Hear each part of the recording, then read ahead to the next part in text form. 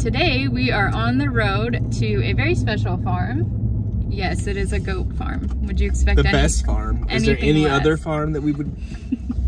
But if you watched our episode where we went through the Enumclaw Farmers Market, or our sad attempt at making soap video. Yes, you have seen Audrey, who is a local alpine dairy goat farmer and a mentor to us. And she makes amazing soaps. And she makes, yeah, and scrubs and lotions and all of that. Bath bombs. And so we went by her booth at the farmer's market and then got in touch with her. You saw how Liebeck makes soap in class, kind of like the homesteader's way of making soap. But we were wondering what it was like to make soap to professionally sell at. So she invited us to her farm and is gonna show us how she makes her soaps, her goat milk soap. So we will let you know when we get there. So now we are on location at the P.O. Point Alpine Goat Farm, and this is Audrey. You guys have met her before in some of our other videos, and you met some of her goats in our videos, but today she is gonna show us how she makes some of her goat milk products that she sells at the market. Yep, here we are, undisclosed address. So business hours are by appointment only. So basically we're going to be making goat's milk soap. It's super limited in ingredients. Basically it is goat's milk from my own goats. It contains specific Kirkland olive oil. Any olive oil actually will work. This just happens to be a very good price point for me. And also, shockingly, Kirkland organic coconut oil. Again, any type of coconut oil will also work, but price point for me, fantastic.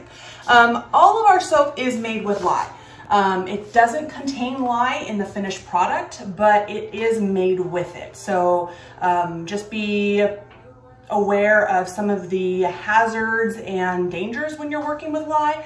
I would always recommend wearing safety goggles, gloves, a little bit more protection from for your body when you're dealing with this. Unfortunately for me, I just don't. I take the risk. So but that's she's a professional, so. Amateur status, waiting for the Olympics to take place. PBS kids. Exactly.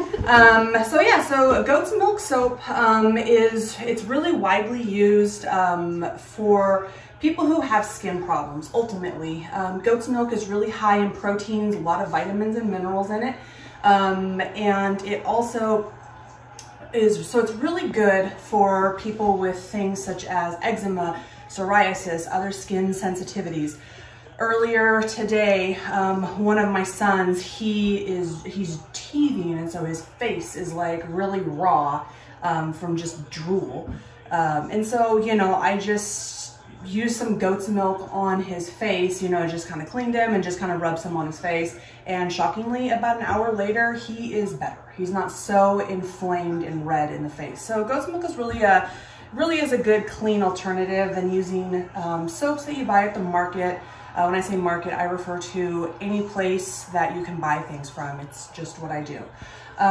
So Home Depot is the market to me.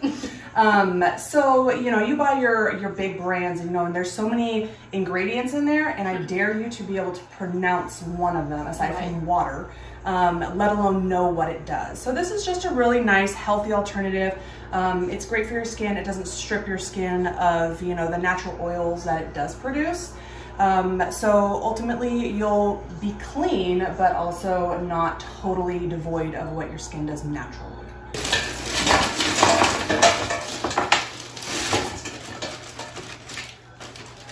Frozen milk.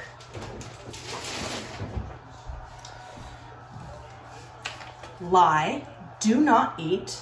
Do not let it get on your skin.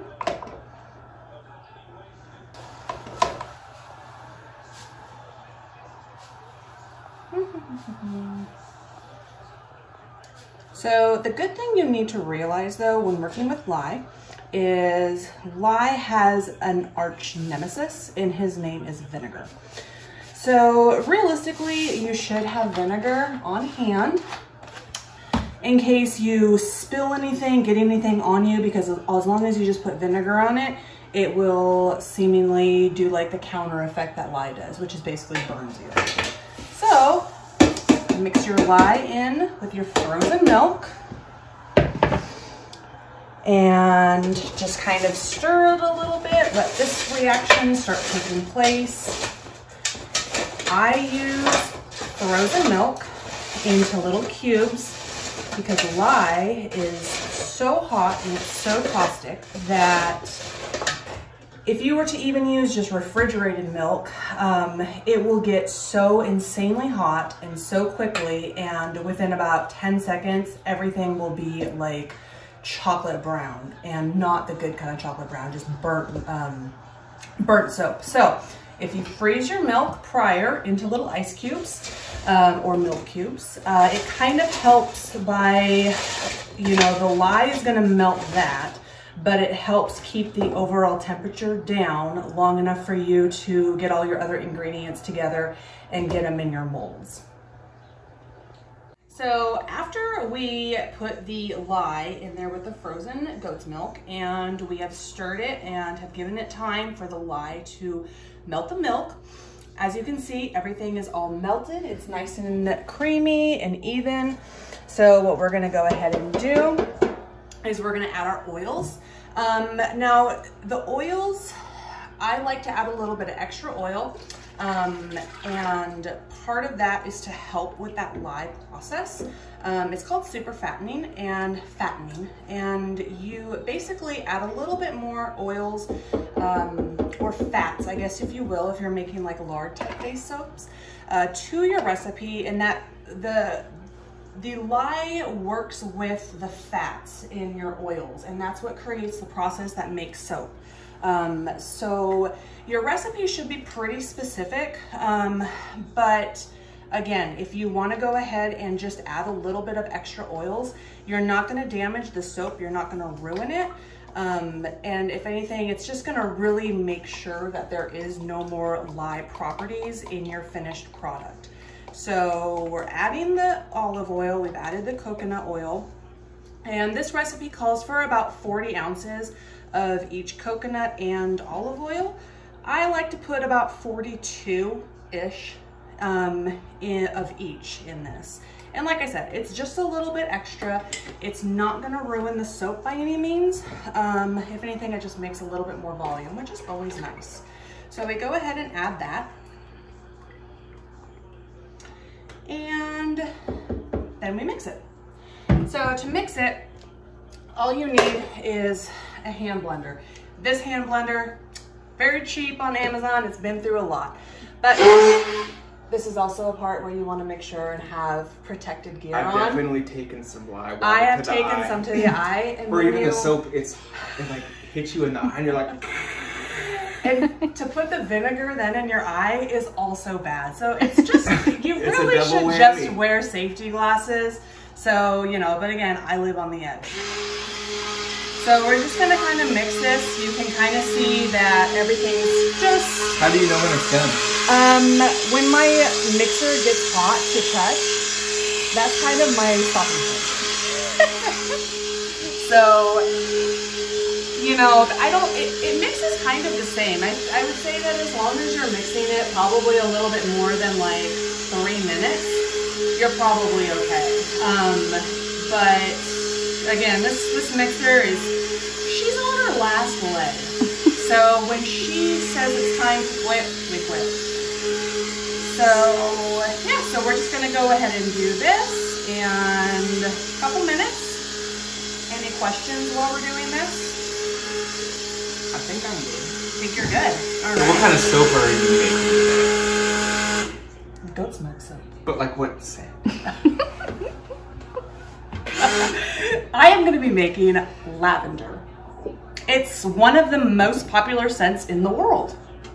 Has a lot of great, you know, benefits to it, I guess. A lot of people like to use it to stress relief, you know, kind of calm yourself. You have a nice lavender bath before you go to bed.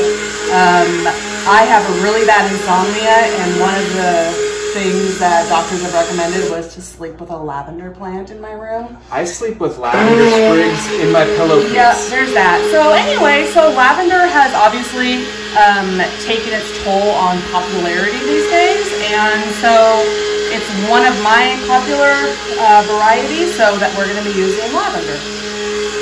So once we get our soap kind of at the warming up stage, we're gonna go ahead and add some essential oils. I don't have an actual like measuring system for this. It's basically what I prefer as far as, you know, my own preference of scents. So I will add some and then we'll mix. And to me, the big thing for me is I want to be able to smell the essential oil over the lye. The lye will go away, so you're not going to smell that. But if you don't smell it before or over the lye, then it might not be very strong enough as your end result. And once it's made, it's not like you can go back and make it stronger. So I can kind of barely smell it, so I'm just going to add a little bit more.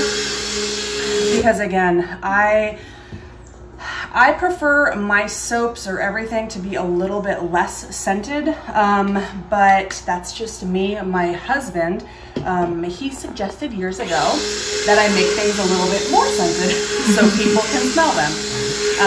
So I kind of came up with a little bit of a compromise on that one. So once you add your essential oils, you're kind of in the home stretch. There's not a whole lot left to do. So we're just gonna go ahead and... Your hand getting hot yet? It's always hot.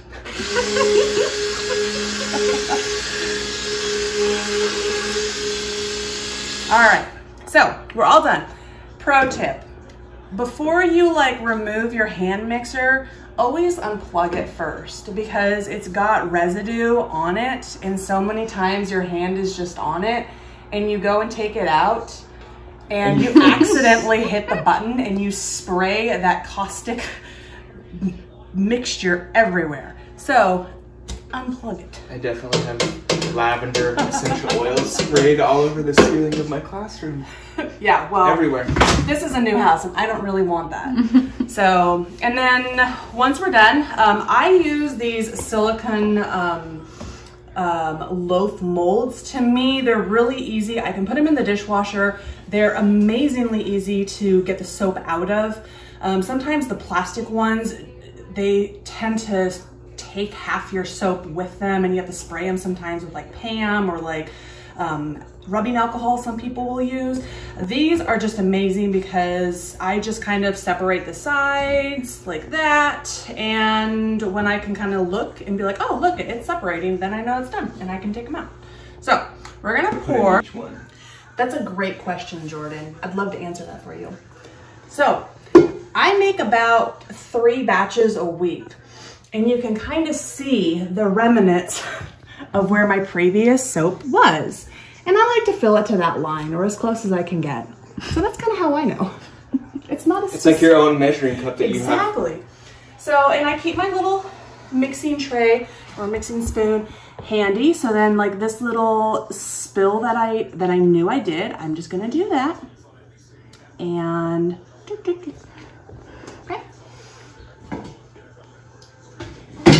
That is the process of making soap. And this is our end result. So you're gonna wanna leave your soap mixture in the mold for, it kind of depends on, you know, I wanna say your external environment temperature, but usually about 48, sometimes maybe a little bit longer, 48 hours.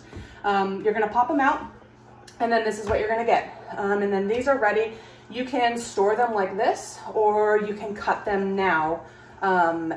It doesn't really matter, but you are gonna wanna store these and let these cure for, I do it a minimum of 5 weeks. The longer is better. The majority of the soap that I am selling right now at the Enumclaw Plateau Farmers Market was made back in March. So they're really well aged.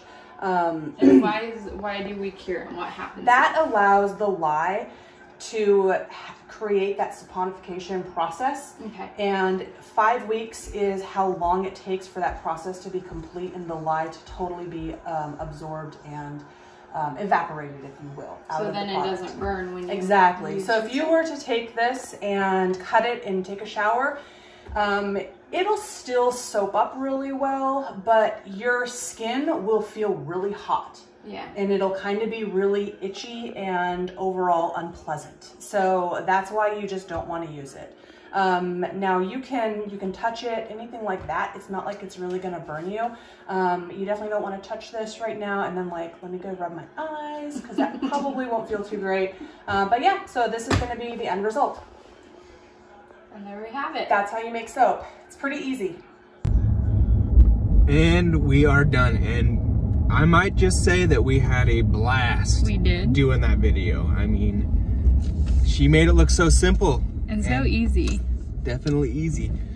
We definitely messed up our first batch that we made earlier in the year. And, you know, going through a batch with her definitely helped up our soap game. And I think that we'll be ready for redemption here real soon. Yeah, I think so. I really like how simple and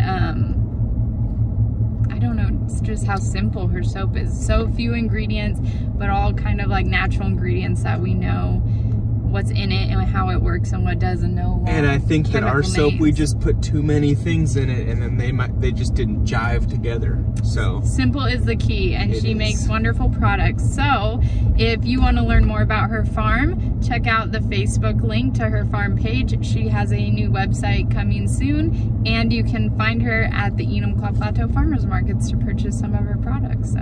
And don't forget to subscribe if you haven't, like, send us messages. We love all the love that we get from our fans. People.